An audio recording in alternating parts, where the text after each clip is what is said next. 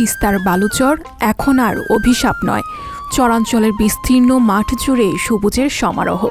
বালুচর জমিগুলোর ফসলের সবুজ পাতাগুলো সমুদ্রের ছোট ছোট ঢেউয়ের মতো খেলে যাচ্ছে, আর এমন সবুজ সমুদ্রের ঢেউয়ে দুলে উঠছে কৃষকের স্বপ্ন। গতবারের বন্যায় তিস্তার চরগুলোতে প্রচুর পরিমাণ পলি জমেছে, ফলে কয়েক বছর অনাবাদি থাকা চরেও এবার রবি শস্যের চাষাবাদে ব্যস্ত সময় পার করছেন কৃষকরা। মাটির উন্নতি হয়েছে, ফসল ভালো হয়েছে। আমি মিষ্টি কুমড়া আবাদ করছি, ভুট্টা, গম, সরিষা, আলু এগুলো আবাদ করছি আমি। চরগুলোতে ভুট্টা, সরিষা, আলু, পেঁয়াজ, রসুন, মিষ্টি কুমড়া সহ প্রায় সব রবি শস্যের ব্যাপক ফলন হয়েছে। এবারকার আবাদ ফসল খুব সুন্দর ফসল হয়েছে। এবারকার মাটিটা খুব ভালো পাইছি, ফসলে খুব ইনশাল্লাহ এবার লাভবান করব। এবার ভুট্টা হোক, গম হোক, মিষ্টি কুমড়া হোক, সরিষা হোক, এবার ইনশাল্লাহ খুব ভালো ফলন হয়েছে। এবারকার জন্য এই যে মাটিটা খুব ভালো পাইছি, আল্লাহর কারণে আল্লাহর রহমত করছে।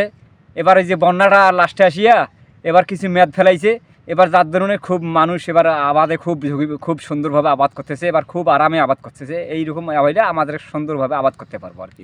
ভুট্টে, বাদাম, আলু, মরুচ, পেঁয়াজ, মনে করো সর্ষে, গম সবুরে আবাদ হয়েছে। ফলন ভালো হওয়ায় এবার লাভের আশা করছেন চরে চাষাবাদ করা কৃষকরা। দুদিন হাতে পড়িয়েছিল, বন্যা আইসের পর আবাদ ভালো হয়ে গেছে। এবার পলি মাটিতে পড়ছে তো, যার কারণে আবাদটা এবার খুব সুন্দর হচ্ছে।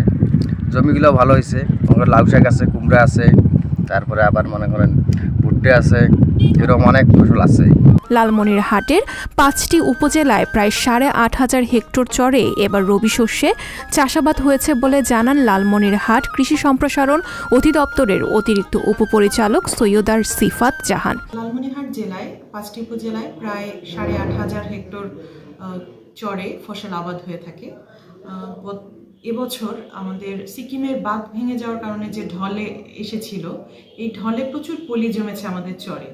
তো আমরা আশা করছি এই পলির কারণে আমাদের চরের মাটির উর্বরতা শক্তি বৃদ্ধি পাবে এবং এই উর্বরতা শক্তি বৃদ্ধির কারণে আমাদের রাসায়নিক সারের উপর নির্ভরশীলতা তুলনামূলকভাবে কমে যাবে এবং আমাদের যে চর ফসল যেগুলো রয়েছে, বিশেষ করে সবজি, মশলা, আলু, ভুট্টা, এই ফসলগুলোতে কৃষক লাভবান হবেন। সঞ্জিতা শম্পা, সংবাদ প্রকাশ।